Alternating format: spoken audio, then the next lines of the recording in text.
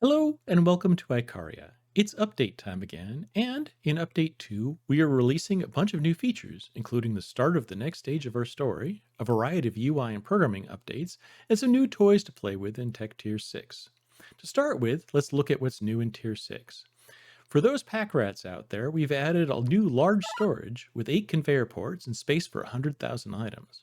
In bigger news, we've added the large crane. For those of you who have been with us for a while, you might recognize this as a somewhat reworked version of the old tower crane. Now you can make as many of them as you want once you've unlocked Tech Tier 6. On the small side, the heavy drone can finally use chainsaws, as well as jackhammers, which are a new item that I'll talk about when we introduce our new challenge, Husk. The main UI changes are better support for copying scripts between saves and a rework of the command bar to match the build bar changes we made in Update 1. The new command bar is here at the bottom of the screen, showing all the abilities the drone has and the corresponding keybinds. We've also moved the script editor. It now opens like so, and it is a movable and resizable window. You can tag on these handles like so. And then you can open the palette of commands here and drag things in to create a new script, like so. The other big change is you can now directly import scripts from other saves, which is much quicker and simpler than using a rulebook. The import options let you choose between, let's bring this up, let you choose between save files here from rollbooks, which is the old way of doing things, and export strings. An export string is essentially a blueprint that has just scripts in it and doesn't have any buildings. So I come down here and I can choose a save file. And as I go through my save files, I can see all the roles in my save file. And my roles are all organized into groups. So if I want to, I can import all the roles from a save file, or I can come over here and select an individual group, say the logging group. Or if I select an individual role, I can import just that one role down here. In addition, when I select roles, say here in my save, I can export all of my roles. And here I export like so, and it comes up as a blueprint string. And I can copy this to the clipboard. And then if I come over here like so, I can paste this in and import this into my save.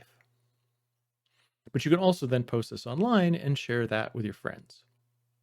An important thing to know, though, is that we've changed the blueprint, how blueprints are saved as parts of save files. And so if you want to import from saves you've made before version 0.6, you'll need to open those saves and resave them to update them to the newest version before they'll show up in this list.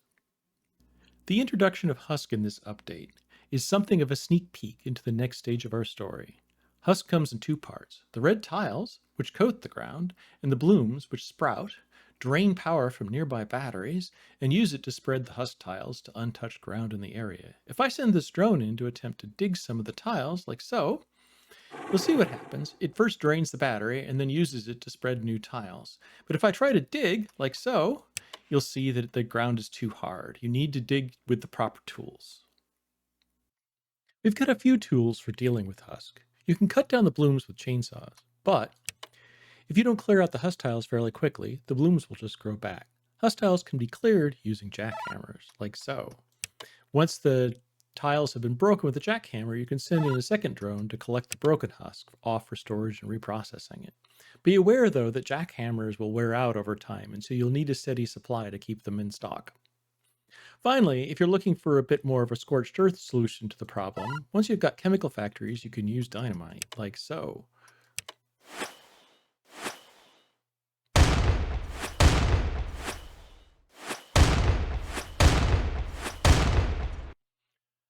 A simple but long requested feature we've added to scripting is loop to account. So if I grab a loop in here, of course I've got options. I can loop until an error, but now I can loop to account. And we've got a scroll wheel here, which lets us decide how many times it loops. So I can just like drag in here, go to like that, set it to go, say north one tile like that. And then we run it and you'll see my little surveyor goes forward 10 tiles. And while I'm here, it reminds me that I forgot one other UI feature. The all scroll bars in the game now respond to the scroll wheel on the mouse. And if you're editing requests, you can change the request just by hovering over the request tile like this and scrolling.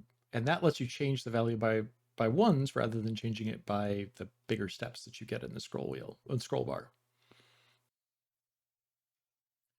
So those are the major changes in update 2. I'll see you again when the next update comes around. And if you've got ideas for other things you'd like me to cover, or let me know in the comments or ping me on our Discord. See you later.